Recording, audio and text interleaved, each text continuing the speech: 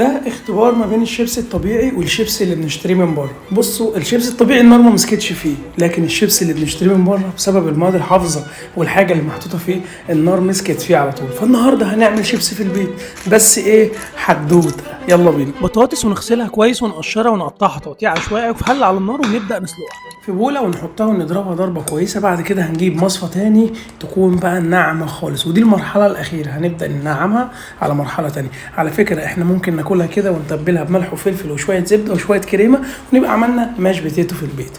بعد كده هنتبل البطاطس. انا هعمل طعمين بابريكا وملح وفلفل، والتاني صوص باربيكيو. وطبعا الطعم براحتنا، المطبخ بتاعنا والاكله بتاعتنا ما حدش له حاجه عندنا. هنجيب كيس ثلاجه ونبدا نحط فيه البطاطس بتاعتنا.